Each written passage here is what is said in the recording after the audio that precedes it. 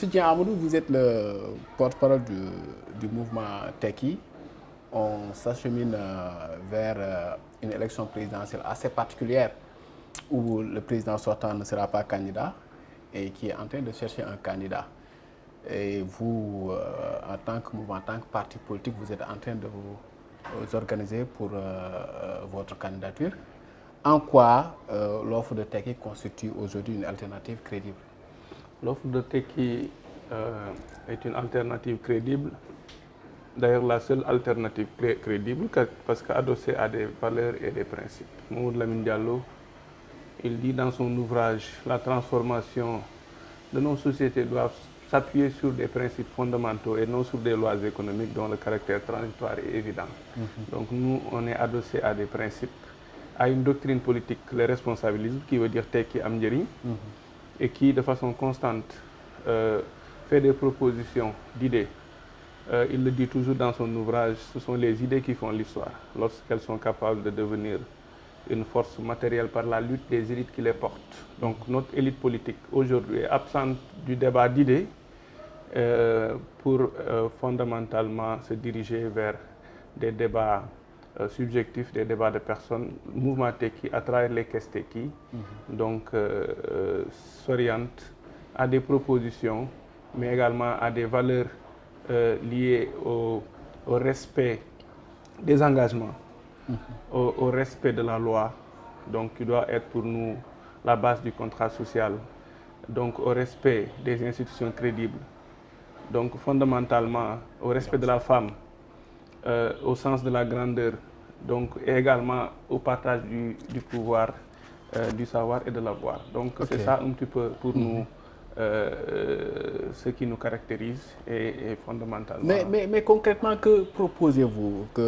qu'un acteur de la scène politique n'a pas encore produit au Sénégal? Parce que des promesses, on en a entendu pêle-mêle et jusqu'à présent, je pense que la situation est là. Oui, le sens de l'engagement n'est pas une valeur chez les autres. Ça pour nous, les autres, vous parlez des politiciens, nous sommes des hommes politiques. Pour nous, la responsabilité est beaucoup plus importante parce que nous connaissons les enjeux. Nous avons été au fait des enjeux. Mamadou Lamine Diallo a été le directeur de cabinet d'Alpha Oumar Konaré. Il a écrit en 1996 « Les Africains sauveront-ils l'Afrique ?» Il a très tôt posé le débat parce qu'il avait très tôt compris que l'Afrique est l'enjeu du monde. Il faut connaître un petit peu les enjeux. L'Afrique est l'enjeu du monde. Qui contrôle l'Afrique va contrôler le monde. Et le débat actuel, c'est quoi? L'Afrique avec des problèmes de sécurité. Le secrétaire d'État américain chargé du Trésor est venu ici pour dire que l'Afrique va dessiner la trajectoire économique du monde. Donc tout cela, pour nous, nous positionne au cœur des enjeux. Et donc il faut connaître les enjeux, les vrais enjeux pour pouvoir proposer les vraies solutions. Mais donc nous, on parle des institutions, parce que l'Afrique souffre d'institutions crédibles, des institutions capables de résister à l'épreuve du temps et des hommes, des institutions qui ne seront pas utilisées pour emprisonner qui on veut, des institutions qui ne seront pas utilisées à des fins électoralistes comme le parrainage, voilà, tout ce qu'on voit aujourd'hui. Donc il faut des institutions sérieuses. On parle de partage du pouvoir parce que tout simplement il faut des institutions qui soient capables de se contrôler. L'Assemblée nationale ne doit pas plus être l'annexe du palais comme aujourd'hui les députés de Macky Sall, nous on n'en veut pas. Donc il faut, au-delà des institutions, créer ce qu'on appelle un réarmement moral et éthique. On en parle depuis 2007. On parle également des valeurs de courage patriotique. Voilà, parce qu'il faut qu'on aime notre pays. Et c'est aux Sénégalais d'aimer le Sénégal. D'accord.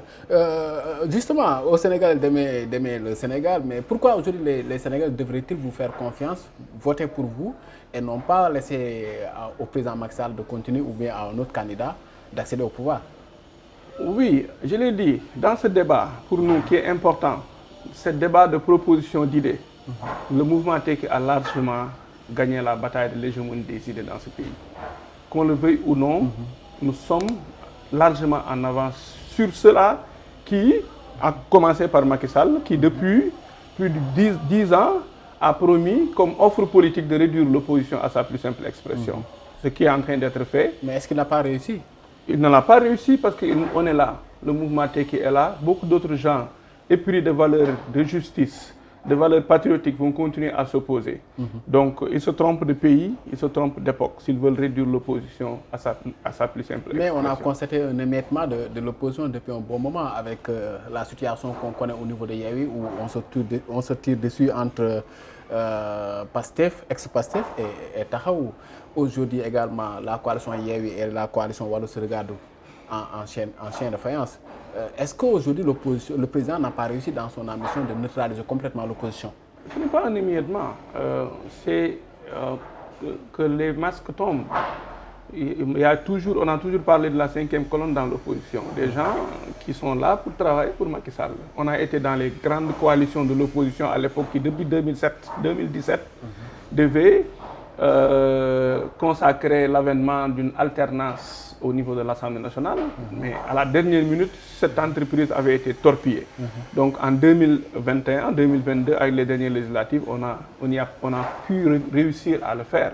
Donc, mais naturellement, c'est un grand mouvement d'ensemble, c'est une demande populaire qui s'impose à la classe politique. Mais dans le fond, donc Macky Sall a toujours eu ses représentants dans l'opposition. Et aujourd'hui, avec le dernier deal politique, on a eu clairement les résultats nous montrent que voilà, Macky Sall veut continuer dans la sélection, donc pour éviter une bonne élection sérieuse avec la participation de candidats sérieux.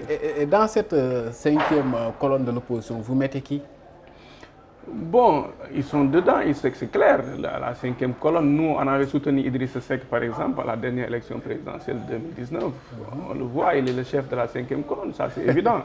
Donc, et naturellement, tous ceux qui sont là à soutenir Macky Sall, à Khalifa, on n'a pas de problème particulier. Khalifa, on lui a posé simplement une question. En tant que président de la coalition Yewwi Askan Wi, pendant les législatives, comment ils se sont débrouillés pour qu'une liste où on leur a demandé simplement de mettre un homme, une femme, ne soit pas quand même validée. Donc pour nous, cela demande des explications et eux-mêmes, c'est entre eux de Yewwi où on a vu que le débat s'est posé, ils se sont en tout cas regardés en chien de faïence. Mais pour l'histoire, pour la postérité, on a appelé le peuple autour de cette grande vision qu'on a appelée même intercoalition, inédite, donc pour gagner face au primat du Raw Gaddu. Donc on a gagné politiquement, parce que pour la première fois, il y a un équilibre de la terreur au niveau de l'Assemblée nationale. Mais au bout du compte, on aurait pu gagner politiquement, électoralement, et renverser Macky Sall depuis 2017. Aujourd'hui, Ousmane Sonko ne serait pas en prison. D'accord. Récemment, il y a la LD Pape Sarr et autres, LD Debout, qui est montée au front pour appeler à la mise en place d'un bloc soudé au niveau de l'opposition et de mettre en place une stratégie réfléchie pour aller au scrutin de 2024. Qu'en pensez-vous? Un bloc soudé de l'opposition, c'est nous qui y croyons, nous, le mouvement Tekki. Nous, depuis les assises nationales, depuis le Benno Siggil Sénégal, Manko Wattu Sénégal, les sacrifices que ça s'impose, ce que ça impose, c'est nous seuls qui les avons fait dans ce pays, quitte même à ne pas participer à la présidentielle de 2012, vous vous souvenez. Mamadou Lamine Diallo n'a pas participé pour justement favoriser l'unité de l'opposition et la candidature unique. Tout le reste, nous sommes dans le fond dans un objectif de continuation du système politique que nous sommes en train de vivre, où chacun à la veille d'une élection voilà, doit pouvoir être dans un pôle pour pouvoir après se partager les dividendes. Oui, mais dans le fond, nous avons créé le CRD et je pense que la LD a sa place dedans. Oui, mais le CRD aussi, on a vu que le principal parti qui était très actif, le parti d'Abdoul Mbaye a complètement quitté. Ça n'a jamais été le principal parti. Mais il n'a pas quitté, il a dit qu'il a gelé ses activités. Donc peut-être qu'il a d'autres activités, il peut revenir. Mais le CRD n'a jamais eu un objectif de trouver forcément un candidat. Donc on avait une plateforme citoyenne de réflexion pour apporter nos contributions dans la marche du pays. On a fait énormément d'actions politiques et chacun, à un moment, a voulu peut-être en faire une affaire personnelle, mais le CRD est toujours là et d'autres sont venus le renforcer après même leur départ. Est-ce que tous les partis du CRD aujourd'hui soutiennent la candidature de Mamadou Lamine Diallo? Jusque-là, en tout cas, aucun parti, tous les partis qui sont dedans n'ont pas encore dit qu'il n'est pas leur candidat. Ils l'ont soutenu, ils continuent à le soutenir. Certainement, ils ont leur agenda pour aller dans des assemblées nationales, de consulter leur structure pour pouvoir officiellement voilà, faire part de leur motion de soutien. Mais pendant que Benno quand même se cherche un candidat, on note quand même une certaine tension au niveau de l'opposition.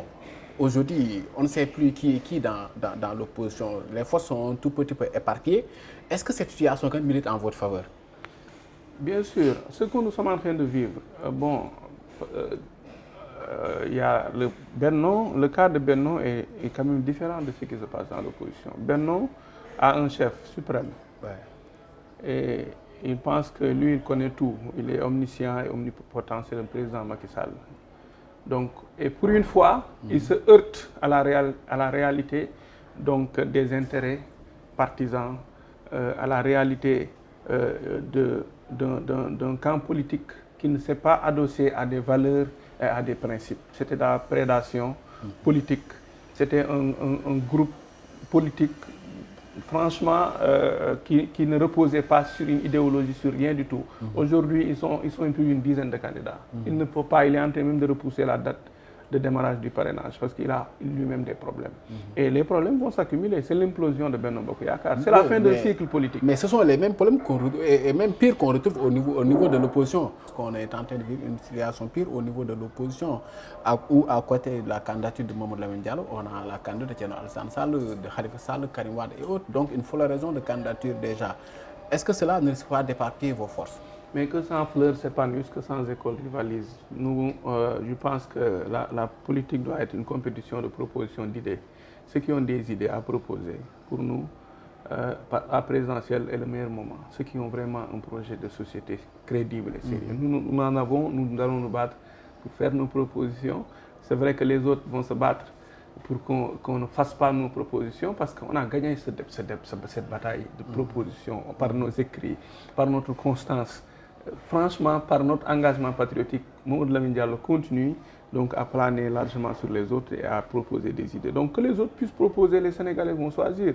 Nous, on a été contre le parrainage parce que tout simplement c'était un moyen politique pour Macky Sall de choisir, de sélectionner. Boun Dionne l'avait dit la dernière fois, il y aurait 5 candidats, ils ont eu 5 candidats. Cette fois-ci, ils vont continuer dans ce sens pour essayer de frayer le chemin aux candidats. Certainement, qui n'a pas encore... Hein? Il faut reconnaître aussi que les conditions du parrain ont été allégées. Mais le parrainage reste corrompu. Le parrainage ne peut pas être contrôlé. Qui peut contrôler des signatures dans ce pays? Personne. Moi-même, je signe un chéquier, parfois on me le renvoie. Tout le monde le fait. Parce que tout simplement, on n'a pas de signature officielle. Donc les conditions de l'exercice de notre démocratie ont été biaisées par Macky Sall depuis l'avènement du parrainage. Et donc les candidats sont là, et c'est normal que Karim Wade, Khalifa Sall, Ousmane Sonko, tous ces candidats doivent participer à la présidentielle, donc aux côtés des candidats comme Mamadou Diallo. Sauf que Sonko, et le meilleur va gagner. Ousmane Sonko, pour le cas d'Ousmane Sonko, il a déjà été extrait des listes électorales, son parti est également dissous. Aujourd'hui, on dirait que sa candidature, pour ce qui est de sa candidature, c'est plié. Il ne pourra pas être candidat. Le peuple va décider. Le peuple est souverain. Tout ce qu'on fait, on le fait avec l'accord et l'aval du peuple. Le peuple est là et il est encore dans le jeu. Je pense que tout peut arriver. Ousmane Sonko pour nous doit être candidat. Donc il compte, c'est une réalité politique dans ce pays. Donc Macky Sall ne veut pas décider avec son petit clan que voilà, tout ce qui aujourd'hui portent leur espoir sur le passé et Ousmane Sonko doivent attendre. Ça, c'est inacceptable. Vous parlez tout à l'heure du parrainage. Pensez-vous que votre leader ou votre mouvement puisse franchir ce cap? On a presque bouclé notre parrainage. Il nous reste des réglages. Les coordinations sont encore là parce qu'il faut des réserves énormes donc, pour vraiment corriger. Donc on a une grande expérience maintenant sur le parrainage parce que c'était un événement nouveau. Personne ne connaissait, ne savait même pas comment lire une carte d'identité. Les numéros de carte d'identité sont énormes.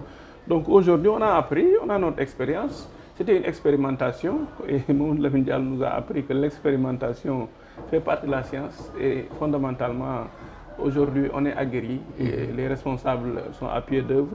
On va passer ce cap.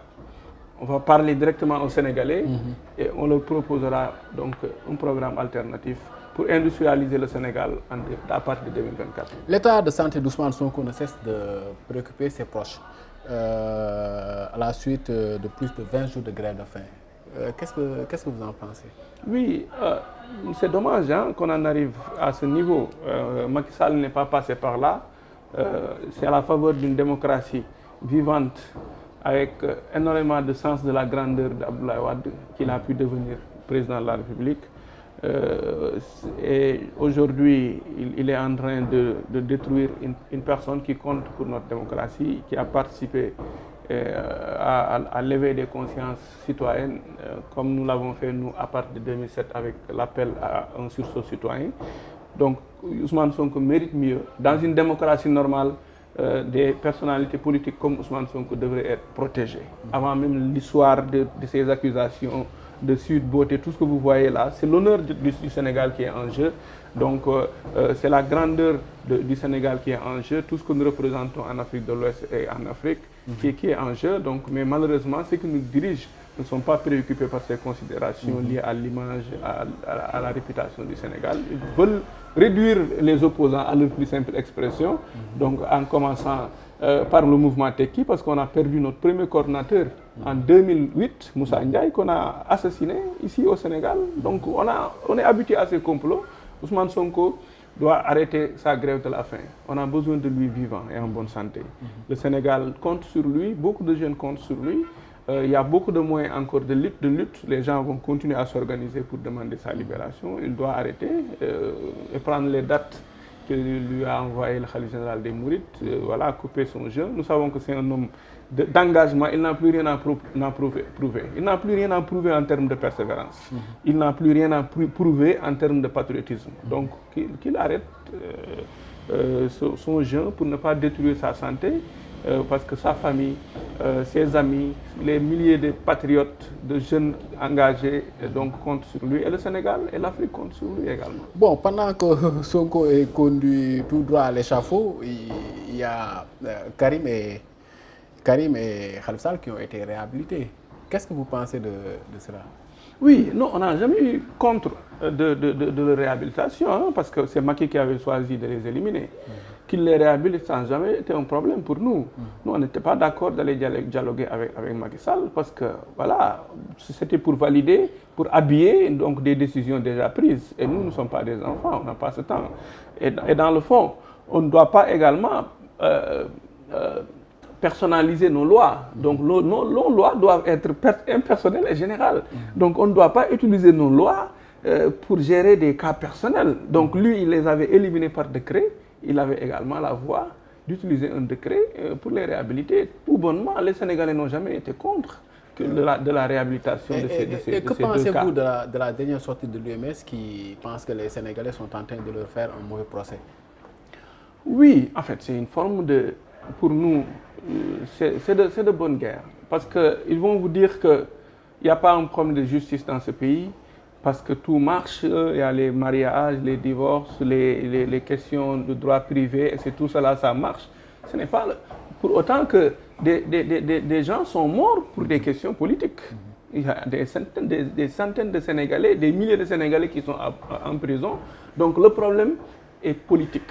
Le problème de notre justice sont liés, c'est des problèmes politiques. Donc l'utilisation de notre justice donc, pour régler des questions politiques, la rapidité avec laquelle notre justice règle les problèmes politiques, ce n'est pas la même chose donc, par rapport aux autres domaines. Donc c'est pourquoi tout simplement, comme les problèmes politiques sont adossés fondamentalement à de la passion, à de l'engagement, à de la mobilisation, à l'attentisme même du monde ou de l'Afrique sur le Sénégal, et à des questions également de droit constitutionnel, le Conseil constitutionnel qui est là, qui est extrêmement important, mais qui n'est jamais compétent pour gérer des questions pour nous fondamentales, donc liées à l'avenir de notre pays. Donc c'est pourquoi cette justice politique aujourd'hui a un problème, nous le savons tous, et c'est indéniablement vrai que nous n'avons jamais vu des partisans du pouvoir,